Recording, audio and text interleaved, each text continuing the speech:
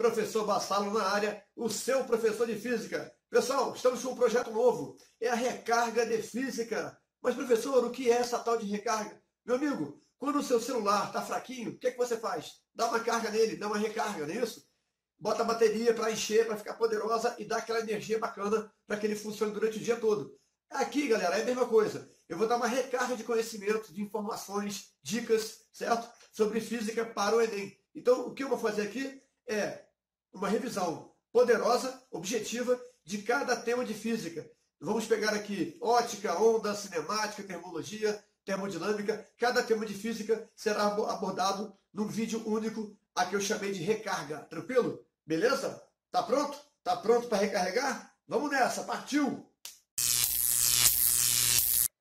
Pessoal, na recarga de física de hoje, veremos a calorimetria, um dos assuntos mais cobrados pelo Enem e que nos últimos anos tem aparecido aí entre os top 3, né? Uma matéria bastante cobrada, que cai muito, então é importante saber o conceito de calorimetria, né, e a aplicação desses conceitos na resolução de questões. Veremos então a termometria, escalas termométricas, a dilatação térmica, o calor sensível, o calor latente, gráficos, mudança de fase e tudo relativo ao calor e à temperatura, ok? Então aperta o cinto aí e vamos recarregar. Pessoal, o que seria a temperatura? Temperatura, gente, é o estado de agitação de partículas, ok? Acompanha aí, olha lá, beleza? Então aí você pode ver as molequinhas enlouquecidas, rodando de um lado para o outro, vibrando. Então, por exemplo, se o Bassalo aqui está vibrando no estilo baiano, entendeu? Então, a minha temperatura é baixa, porque a minha vibração também é baixa. Mas se de repente começar a vibrar mais, vibra para um lado, vai para o outro, certo? Aí a temperatura do Bassalo é alta, porque o meu estado de agitação é elevado. Aliás, galera, o meu estado de agitação normal é quase sempre elevado, beleza? Pessoal, como é que a gente faz para medir as escalas de temperatura? Muito simples. Usamos dois pontos. Um ponto embaixo, que significa o ponto de fusão do gelo, e o ponto superior, ponto de ebulição da água. E aí nós temos três escalas que vão fazer, né, essa medida, vão criar um padrão para medir a agitação das partículas. Olha aí, beleza? Escala Celsius, escala Fahrenheit, escala Kelvin, beleza? A Celsius usada em grande parte do planeta, a Fahrenheit bem pouquinho, né? E a Kelvin é a escala científica, beleza? Pessoal, uma coisa muito importante, muito importante. A escala Kelvin é chamada de escala absoluta, certo? Ela não admite valores negativos para energia. Pessoal, por que isso? Porque imagina, eu tenho aqui a minha mão, né? A minha mão está vibrando muito ou está vibrando pouco. Qual seria o limite máximo de vibração? Eu posso vibrar cada vez mais até um limite infinito. Mas o limite inferior seria o repouso, beleza? Esse estado vibratório de repouso, a escala Kelvin chama de zero absoluto, e que equivale a menos 273 graus Celsius na escala Celsius, ok? Pessoal, então nós temos aí três escalas. Esses valores 0 e 100 para Celsius, 32 e 212 para Fahrenheit, e 273 e 373 para a escala Kelvin, são valores arbitrários, beleza? Eu poderia tirar essas escalas aqui, olha só, e criar uma nova escala, olha aí, graus PB. Graus PB, meu querido, graus políticos do Brasil, olha lá, começa em 171 e vai até 666, certo? A coisa não tá fácil não, o bagulho é louco. Pessoal, essa escala poderia ser usada? Sim, poderia, desde que 171 fosse atribuído para o ponto de fusão da água e 666 ponto de ebulição da água, ok? Galera, para transformar o valor de uma escala em outra escala, nós usamos a equação termométrica, beleza? Que é muito simples, olha ela aí, ó, beleza? Nós pegamos aí, né, os valores de ponto de gelo e ebulição das três escalas e montamos uma formulazinha que fica Tc sobre 5 igual a Tf menos 32 sobre 9, que é igual a Tk menos 273 sobre 5, beleza? E é a equação que você usa normalmente para transformar de uma escala em outra. Galera, muito, muito importante, muitíssimo importante, hein? Se o Enem ou qualquer outra prova criar uma escala arbitrária, não vai adiantar você saber essa equação, beleza? O ideal é que você saiba o processo de montagem dessa equação. Acompanhe comigo, olha aqui, ó, beleza? Pessoal, repare, nós temos os valores de baixo todos correspondentes e os valores de cima também. Se no meio nós colocarmos TC, TF e TK, certo? Nós teremos o quê? Três retas verticais, que são as escalas de temperatura, e três retas horizontais, que são as correspondências entre ponto de fusão, ponto de ebulição, TC, TF e TK. Galera, nesse caso, os segmentos são proporcionais, beleza? Eu posso dividir um pedacinho por outro pedaço de uma escala e igualar ao mesmo processo em outra escala. Por exemplo, na escala Celsius, eu vou fazer, né, TC menos 0 sobre 100 menos 0, beleza? Isso vai ser igual, na Fahrenheit, ATF menos 32 sobre 212 menos 32, e que vai ser igual na escala Kelvin, ATK menos 273, dividido por 373 menos 273. E aí, resolvendo isso, chegamos na equação termométrica. Então, galera, é muito importante que você saiba montar essa equação para que em outros casos, em que apareça uma escala arbitrária X ou graus A, graus B, você possa montar uma equação para resolver aquela questão. Beleza? Galera, a elevação de temperatura, né, ou a sua queda, provoca alguns fenômenos. Um dos mais conhecidos é a dilatação, certo? Então, por exemplo, você tem uma barra metálica, né? A temperatura aumenta, a agitação molecular aumenta. Então, o tamanho da barra também aumenta, certo? Se a temperatura cai, a agitação das partículas diminui e o comprimento dessa barra também diminui, ok? Então, de modo geral, aumento de temperatura provoca aumento no tamanho do corpo, né? Dilatação positiva, e queda na temperatura provoca dilatação negativa. Mas, atenção, hein? Para tudo, para tudo. Galera, a água tem uma coisinha estranha, a água é sinistra. A água é o seguinte, a água de 0 a 4 graus, ela tem um comportamento chamado comportamento anômalo. O que é isso, professor? Galera, se você esquenta a água de 0 a 4, era de se esperar que ela aumentasse seu volume. No entanto, ela diminui, ok? E se você resfria de 4 a 0, seria para ela, né, encolher. Ela não encolhe, ela dilata, beleza? Se você já esqueceu água ou alguma bebida com base de água no seu congelador, você reparou no dia seguinte que ou a garrafa estourou, se é de vidro, ou ela estufou, certo? Então isso acontece por causa da dilatação anômala. Acompanhe no gráfico, olha lá, beleza? Então de 0 a 4, repare que a curva cai, e de 4 a 0, se você for para o caminho contrário, a curva sobe. Mas, gente, atenção, isso só acontece no intervalo de 0 a 4 graus. De 4 em diante e de 0 para baixo, é normal, beleza? Se eu esquentar a água de 4 para cima, ela vai crescer, beleza? Vai dilatar. E se eu resfriar de 0 para baixo, ela vai encolher. Beleza? Fechou? Pessoal, olha que figura doida. Estranho, né? O trilho do trem todo torto.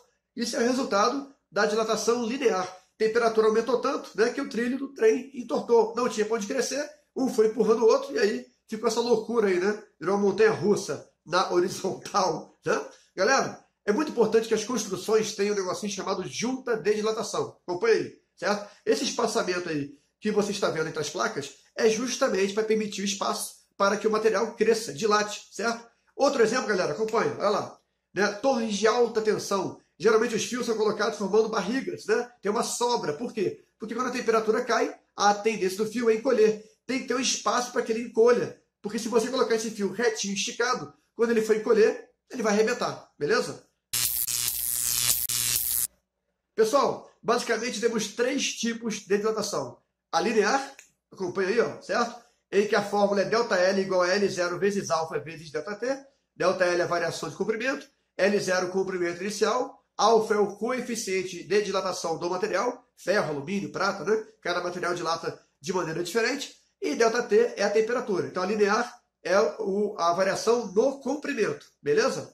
Temos também, galera, a variação da área da substância, né, do corpo. Olha só, é a dilatação superficial. A fórmula é basicamente a mesma, mudando simplesmente a simbologia. ΔS, variação de área, é igual a S0, área inicial, vezes beta, que é o coeficiente superficial de dilatação, beleza? E ΔT, que é a variação de temperatura. Então, nesse caso, nós calculamos a dilatação em termos de área, beleza? Em área. E o terceiro tipo, galera, é a dilatação volumétrica, que, como o nome já diz, é o volume variando. E aí você vai ter ΔV igual a V0 vezes gama vezes ΔT, ou Δθ. Galera, muito importante. Linear, superficial e volumétrica, metro quadrado e metro cúbico. Por isso mesmo, o beta vale 2 vezes alfa e o gama vale 3 vezes alfa. Olha lá, tá vendo?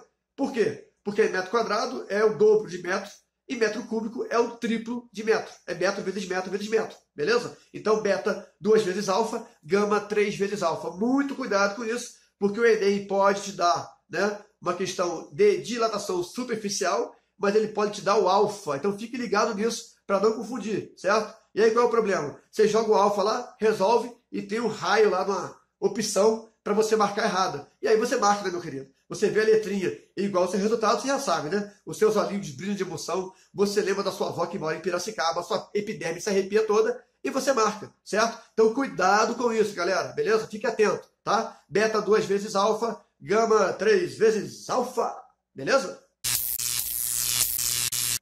Pessoal, um caso particular de dilatação, que inclusive já caiu algumas vezes no Enem, é a dilatação de líquidos. Mas por que é especial, né? Não é só aplicar a dilatação volumétrica, por exemplo? Não. Por quê, gente? Olha só. Para que você dilate o líquido, esse líquido tem que estar contido em um recipiente. Olha aí, ó. Tá vendo? Então, se você vai esquentar o líquido, você vai esquentar o recipiente. Então, na verdade, o líquido e o recipiente irão dilatar, os dois, beleza? Pessoal, imagina a seguinte situação, certo? Você tem aí um recipiente contendo água, certo? Até a borda, completamente cheio.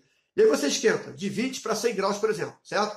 A água dilata e o recipiente também, certo?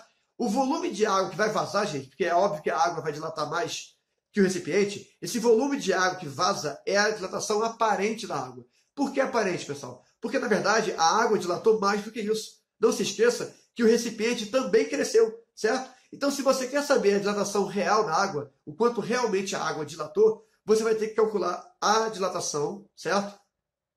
Da água, beleza? E a dilatação do recipiente, certo? Ou seja, o volume que vaza é a dilatação da água menos a do recipiente, beleza, pessoal? Então, repetindo, o volume que vaza, galera, é a dilatação aparente.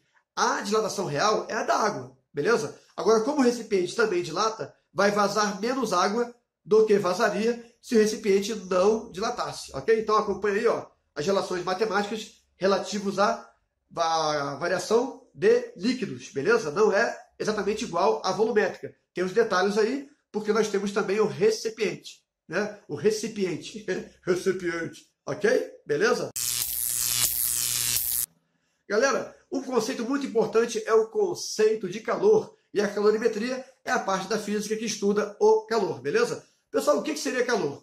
Gente, acompanha o esquema, olha só. Pessoal, calor é energia em movimento do corpo de mais temperatura para o corpo de menos temperatura. Então ele flui de maneira espontânea do corpo mais aquecido, certo? Para o corpo menos aquecido. Não confundir com temperatura, tranquilo, gente? Temperatura é estado de agitação das partículas, ok? Então, galera, quando você fala assim, por exemplo, né, no inverno, fecha a janela aí que o frio está entrando. Tá errado, gente. Não é o frio que entra, é o calor que sai, certo? A perda de calor gera frio. Você sente frio porque você está perdendo calor. Você está mais aquecido que o ambiente, então você perde calor e esse é o fluxo natural, beleza? Pessoal, o calor ele pode se propagar de 3 maneiras: condução, irradiação e convecção. Vamos lá, olha lá, condução, galera. Condução é basicamente em corpos sólidos. O calor passa, né? A energia passa de molécula a molécula, de partícula a partícula, né? Você pega um garfo ou uma faca metálica, coloca lá no fogo, daqui a pouco você não consegue mais segurar porque o calor vem se propagando, né, em direção à sua mão. Esse é o calor por meio de condução, beleza? E depende de meio material e ocorre sobretudo em sólidos, tranquilo? Galera, olha só, mais um tipo de propagação é a convecção, que acontece preferencialmente em líquidos e gases, beleza? Como é que funciona, gente? A parte quente, a massa quente sobe, mais leve, né? A parte mais fria, mais densa, desce, certo? Então, você vai ter corrente de convecção. Calor, a água quente ou o ar quente sobe e a água quente ou o ar frio desce. Aí, gente, acompanha, beleza? Nesse caso, nós temos aí, né, o exemplo de corrente de convecção em uma nuvem, né? Na verdade, galera, a nuvem é um grande aspirador de pó. Você tem essa corrente aí circular, é uma térmica, né? É uma corrente aquecida subindo. E ela leva umidade. Por isso que no topo de quase toda a térmica tem uma nuvem, né? Resultado da umidade. A umidade é carregada por essa corrente de ar quente. Ao chegar lá em cima, resfria, se condensa e vira nuvem. Não é à toa que os urubus, por exemplo, voam sempre em círculo procurando as térmicas, né? A galera do parapente e da asa delta também, né? Procuram as térmicas para ganhar altura. Isso também acontece, né, no mar, no oceano, beleza? As trocas de massas de água quente e água fria, beleza? Pessoal, muito importante, o Enem cobra muito isso. Olha só, o esquema de funcionamento de uma geladeira, né? Como é que ela funciona? Basicamente, a geladeira tem um congelador em cima, certo? Em que o ar frio produzido, né, desce, porque é mais pesado, o ar quente sobe. E aí você promove circulação desse ar. Por isso que as prateleiras da geladeira são todas vazadas, né? Para permitir uma troca mais eficiente entre massa quente e massa fria. E repare, galera, que na parte de trás da geladeira tem o radiador, né? Aquela placa metálica, que está sempre quentinha, porque aquela placa libera o calor de dentro da geladeira, né, para fora. Você colocou um alimento quente ali, esse calor é retirado e é mandado para fora, né? Esse radiador é muito conhecido como varal de roupa, né? Eu tenho certeza que na sua casa já pendurou uma meiazinha, uma cueca, um casaco, né? Alguma coisa para secar, beleza? Lá no famoso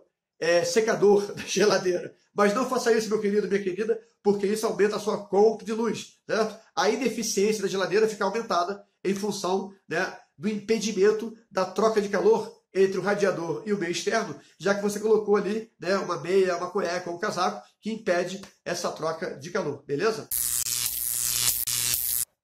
Então, gente, nessa nossa recarga poderosa, vimos temperatura, dilatação, calor, tipos de calor, né, as transformações gráficas, enfim, um apanhado geral aí sobre a calorimetria, beleza? Pessoal, não se esqueça de se inscrever no canal, né, dar aquele like aí para ajudar o professor Bassalo. E aí, gente, qualquer dúvida ou comentário, poste aí que o professor Bassalo está aqui para te ajudar no que for preciso, beleza? Agora, galera, vamos dar um pulinho ali no nosso laboratório virtual.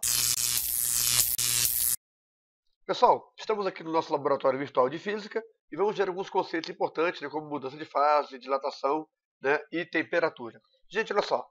Nós temos aqui moléculas de água, certo? No recipiente fechado, ok? Eu posso aqui aquecer ou resfriar esse recipiente. E a pressão aqui dentro é de 0,6 atm aproximadamente, né? Oscilando 0 a 0,6, beleza?